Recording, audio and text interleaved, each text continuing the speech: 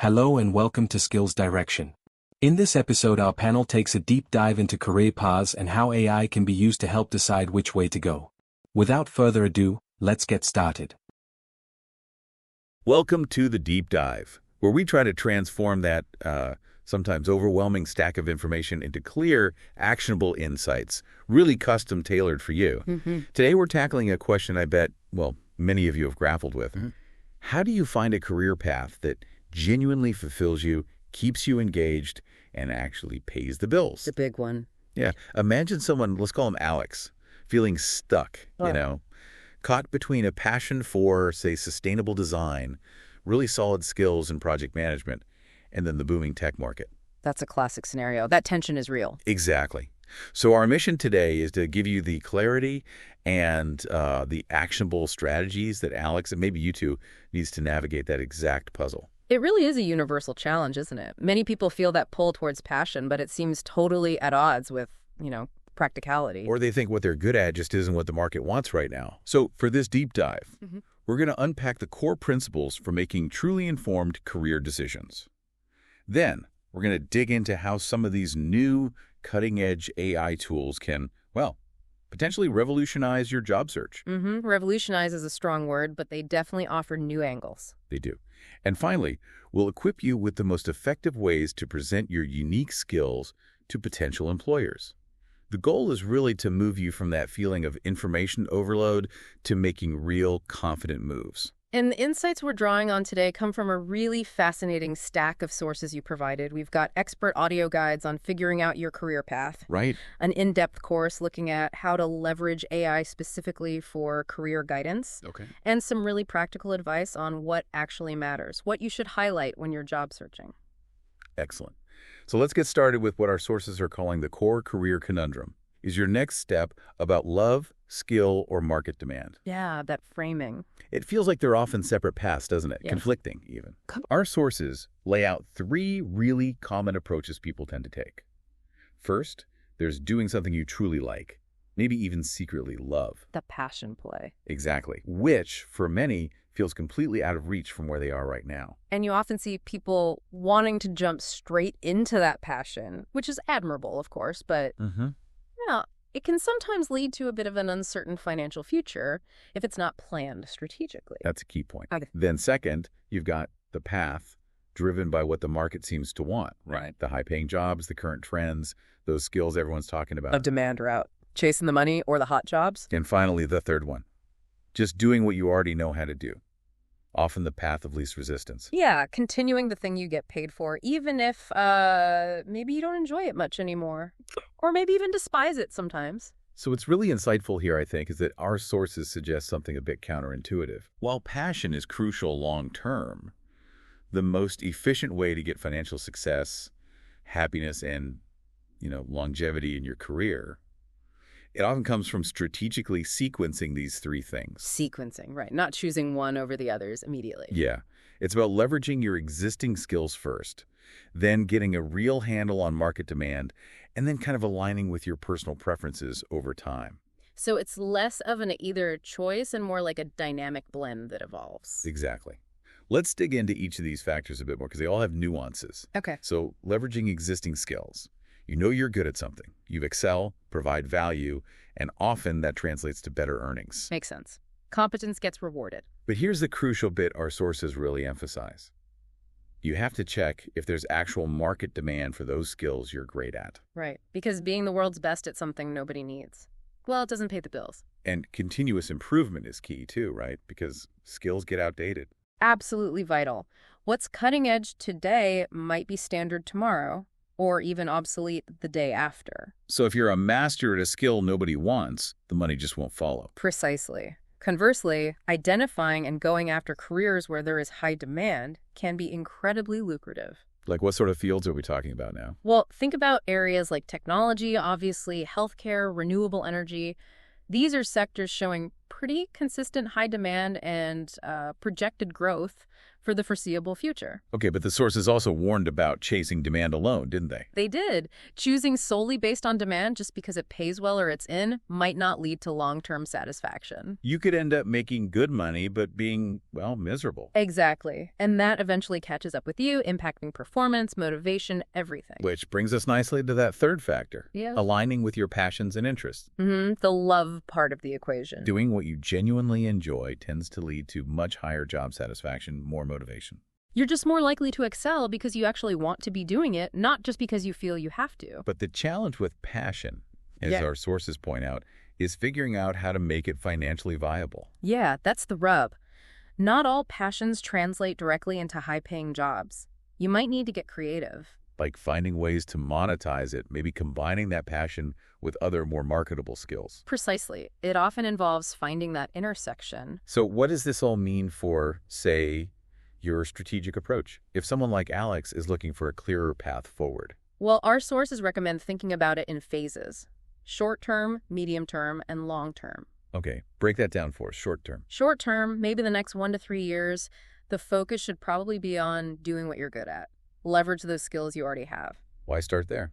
Because it provides immediate financial opportunities, stability. It uses your current abilities to build a foundation. And the advice is to act quickly on those opportunities. Got it. Build the base first. What about medium term? Medium term, say 3 to 5 years out, the focus can shift more towards doing what is most required by the marketplace. Okay, so following the demand more closely. Exactly. This might mean acquiring new skills, maybe getting certifications to meet those emerging market needs. But still trying to find roles that align somewhat with your interest. Ideally, yes, to maintain motivation. And as you gain expertise in these high-demand areas, you can generally expect increasing financial rewards. Makes sense. And then long term. Long-term, 5 years or more, this is where you can really start to pivot towards doing what you like doing the most, pursuing that passion. So the passion comes later, strategically. Often, yes. This path usually takes time to build. It might require more investment in education or significant skill development. But the payoff is. The personal fulfillment from doing what you love can be huge. And interestingly, that often leads to significant, sustainable financial success in the long run anyway, because your passion fuels your excellence and persistence. That's a really interesting point, passion leading to success. Because you're just better at it and stick with it longer. Exactly. But it's crucial to remember, these timelines are just guides, right? They're approximate. Your priorities will likely change. So you might start with skills, move to demand, then pivot to passion. Or some other combination. You might find a high-demand field you also love early on. Flexibility and adaptability are absolutely essential throughout this whole journey. It's not like a straight ladder climb. No, definitely not. More like a strategic dance, maybe. Adapting to the music as it changes. I like that. So practically speaking, how do you actually find this sweet spot, this intersection of skill, demand, and passion? Our sources give a few practical tips. First, really take stock of your skills and talents. What are you genuinely good at? Not just what you can do, but what you excel at. Yes. And importantly, what do you actually enjoy doing, even when it feels like work? Make a really comprehensive list. Then start brainstorming how those could possibly earn money. Okay, step 1. Self-assessment. What's next? Step 2. Dive into market research. What are the skills and jobs that are in demand right now? And looking ahead, too. Definitely. What are the economic trends? What might impact your chosen field 5-10 years down the line? You're not just looking at today, you're trying to anticipate tomorrow a bit. Right. And the third tip? Talk to people. Seriously, informational interviews are incredibly powerful. Just reaching out to people in fields that interest you. Yeah. Learn from their experiences. Ask for advice on how they navigated their own careers. Their real-world insights can be invaluable, often more so than just reading articles. Good advice. And once you've identified some potential paths that maybe combine these elements, what then? Beyond just identifying, the next critical step is developing a solid plan for your financial goals. Budgeting, saving. Budgeting, saving, investing strategically. It really does take patience and persistence to see those long-term financial goals actually come to fruition. It's not an overnight thing. Okay, that's a great foundation. Let's pivot now and talk about something that's, well, a huge game changer, potentially. The AI advantage in career guidance. Ah, yes, AI. It's everywhere now, including career planning. For someone like Alex, feeling maybe overwhelmed by job listings, skill requirements, AI seems to offer a more objective, data-driven approach, doesn't it? It certainly can. It leverages massive amounts of information to give personalized insights, identify emerging trends you might miss on your own. Can you maybe define AI simply in this context? What are we actually talking about? Sure. At its core, AI here refers to machines doing tasks that usually need human intelligence, understanding language, recognizing patterns, making predictions. How do they work for career guidance? They use algorithms to analyze huge data sets, job descriptions, skills trends, user profiles to make predictions or recommendations, and they're constantly learning, refining themselves over time. So they get better, theoretically? Theoretically, yes. They learn from the data to try and give you the best possible advice, sort of cutting through the noise. Okay, so what specific AI tools should people look out for based on our sources? Well, first, there are AI-powered career assessment tools. These go beyond traditional tests. How so? They analyze your skills, interests, even personality traits in a more dynamic way to suggest suitable career options, often giving personalized matches. Interesting. What else? Then you have AI-powered job search engines. These promise more relevant, personalized job recommendations than just keyword searching. Cutting down the time spent sifting through irrelevant jobs. That's the idea. And skill-building platforms are increasingly using AI too. To recommend courses. Yeah, offering personalized learning recommendations, helping you identify and acquire new in-demand skills specifically relevant to your goals and profile. And you mentioned virtual career advisors. Right. These use natural language processing, NLP, to understand your career goals and provide tailored advice. It's almost like having a personal coach available 24/7. So the big advantage here over traditional methods is It's really about personalization, data-driven insights, and real-time information. AI can spot emerging trends faster, maybe save you a ton of time by pinpointing relevant opportunities more efficiently. But it's not all perfect, right? Our sources mentioned risks and limitations. Absolutely not perfect. Very important to be aware of the downsides. Data privacy is a huge one. Because these tools collect personal data. Exactly. You need to be careful about choosing reputable providers and understanding their data policies. And bias. That came up too. Yes, a significant concern. AI algorithms aren't inherently objective. They can reflect biases present in the data they were trained on. Leading to potentially inaccurate or even discriminatory recommendations. It's a real risk. If the data shows historical biases, the AI might perpetuate them without careful design and auditing. And they might just miss things, right? Like personal values. For sure. They have a limited scope. They might not capture all your unique preferences or deeply held values that aren't easily turned into data points. So the big takeaway here is Use AI as one powerful source of information, definitely, but not the sole decision maker for your career. think of it like a super smart assistant, maybe, not your boss. That's a good way to put it. A tool to augment your own judgment, not replace it. So how do you interact effectively with these AI tools then? First, understand those limitations we just talked about. Know it's not perfect. Be aware of potential bias and scope. Okay, be realistic. Second, provide accurate and detailed information. The AI's recommendations are only as good as the input you give it.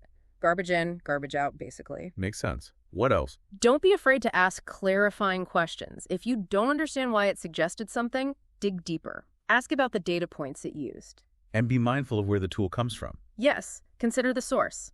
Use reputable, trustworthy AI systems. Ideally, ones that are transparent about how they work. And critically, don't use it in isolation. Absolutely crucial. Combine AI insights with other resources, human career counselors, talking to people in the industry, your own research. It's about synergy. Use it as a co-pilot, not an autopilot. Exactly. A co-pilot helps you see more, navigate better, but you're still flying the plane. Got it. When asking these AI systems questions, how specific should you be? Specificity is key.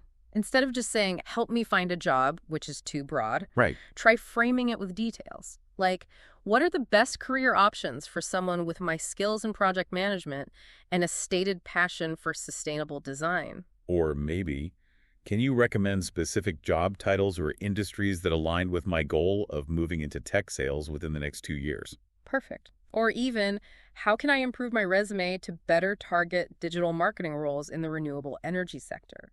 The more context, the better the output. Okay, so you get these AI responses back. How should you interpret them critically? Well, approach the information with a discerning eye, always remembering those limitations and potential biases. Don't just accept it at face value. Right. Use the insights as a starting point for your own further exploration, not the final answer. And if something seems off or unclear, Seek clarification. Ask the AI for more detail or cross-reference the information with other sources. And always consider the full context of your unique situation, your values, your long-term goals, things the AI might not fully grasp. so combine it with other info sources. Definitely. Use traditional job sites, talk to people in your network, consult mentors, and experiment. Try different inputs with the AI to explore various possibilities. It's about using AI to broaden your options, not narrow them down too early based on just one source. Precisely. Or heading down a path without really thinking it through yourself. This is really fascinating, especially when you look at how people actually use these tools. Our sources had a couple of case studies that really highlighted this balance. Yeah, the contrast was interesting. First, the successful use case. Yeah. Someone called John, a high school student, pretty unsure about his future. Okay. He uses an AI system for interest and skill assessments. Yeah. The AI flags his aptitude for problem solving, critical thinking, creative writing. So it gives him some potential directions. Right. It suggests things like copywriter, data analyst, web developer. But here's the key part. What does he do next? He takes those AI suggestions and supplements them heavily with human guidance. He talks to career counselors, does informational interviews, even shadows professionals. So he uses the AI as a starting point, like you said. Exactly.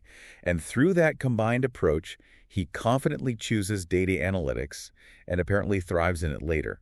It really shows AI as a powerful supplement, not a replacement. Okay, makes sense. What about the unsuccessful case? So this was John, a recent college grad. He over-relied on an AI recommendation for a software developer role. How so? He basically put in his background, got the suggestion, and then just applied broadly based only on what the AI said, without much extra thought. And the result? No responses. Yeah. Crickets. He eventually realized his mistake was skipping the personal research. He didn't look into specific job requirements, didn't tailor his applications at all. And ignored his own preferences. Completely ignored his personal preferences and work style fit. It just wasn't a good match for him, even if the AI saw a skills overlap. So that really highlights the danger of sole reliance on AI. Absolutely. It's a stark reminder. AI gives valuable input, but you have to use it alongside other sources and your own critical thinking and self-awareness. So understanding the ethics behind these tools, how they're built and used responsibly, is really important then. Crucial. Our sources emphasized ensuring fairness, responsibility, and unbiased output. Because otherwise they could just perpetuate existing inequalities. Exactly.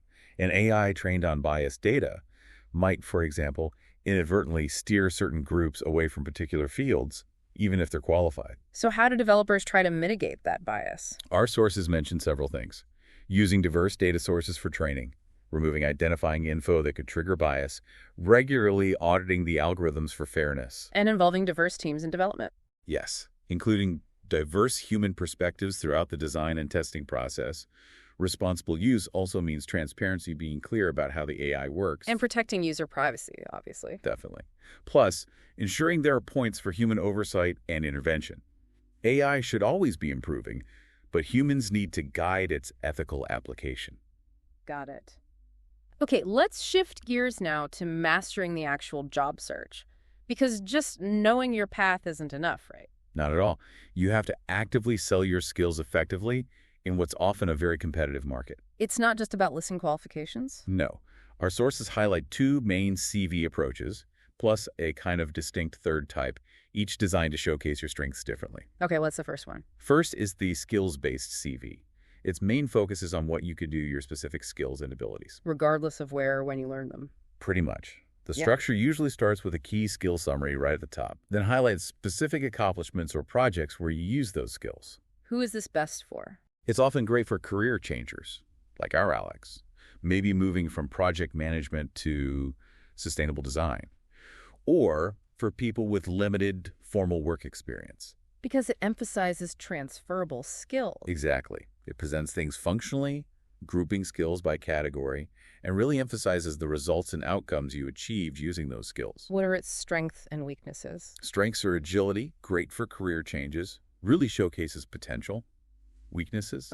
Well, sometimes employers feel it lacks clear chronological context, or they might perceive it as hiding a lack of direct experience. Okay, makes sense. What's the second mind type? That's the more traditional experience qualifications-based CV. Here, the focus is squarely on your work history chronologically. Responsibilities, achievements, formal credentials. Right. It usually starts with a professional summary, then dives into your work history, typically in reverse chronological order, followed by education. And this one's best for? Usually for people with significant, relevant experience in a specific industry. It clearly shows your depth of expertise and career progression. So the presentation is very chronological. Highly chronological. It emphasizes your quantifiable achievements within the context of your past roles. Strengths and weaknesses. Strengths. Clear industry relevance, shows a proven track record, quickly establishes credibility. Weaknesses. Less flexible if you're trying to change careers, can seem a bit rigid, might not highlight diverse skills gained outside of formal jobs as easily. Okay. And you mentioned a third type. Yes, a distinct qualification-focused CV. This one really zeroes in on specialized knowledge, technical skills, and particularly educational achievements or required licenses. Where would you see this most often? Think highly regulated or academic fields, healthcare, law, engineering, scientific research. It puts degrees, licenses, certifications, research publications front and center. Right.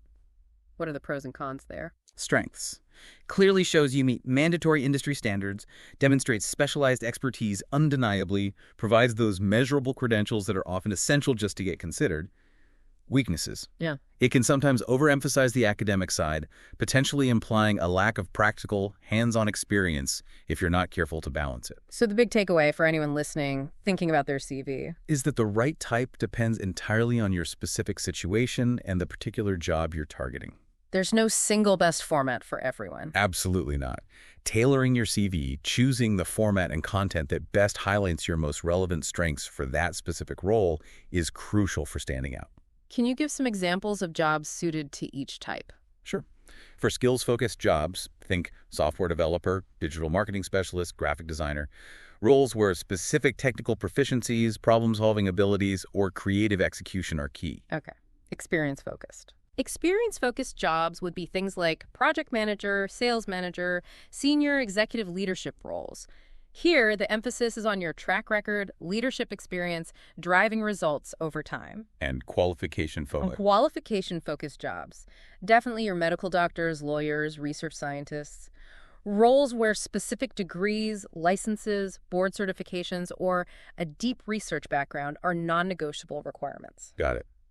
Now, regardless of the CV type you choose, our sources laid out some essential steps. 8 of them to successfully sell your skills, not just list them. Right, because listing isn't selling.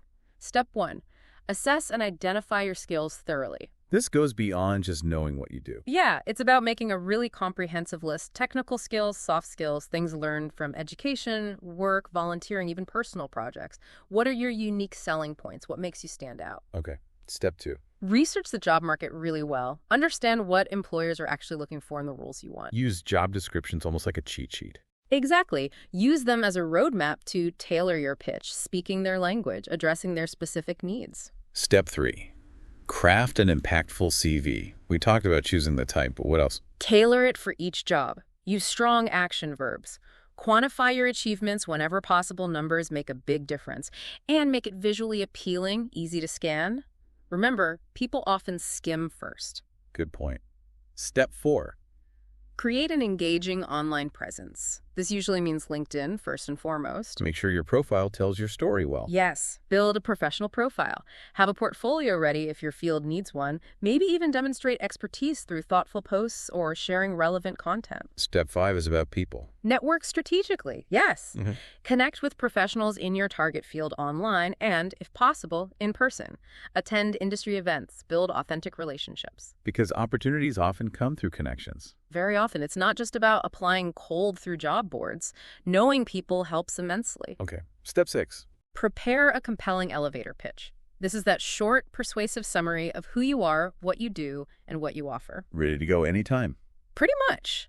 Tailor it for different situations, different people you might meet, and practice delivering it confidently. You never know when an opportunity might pop up. Step 7 is the big one. The interview. Ace the interview.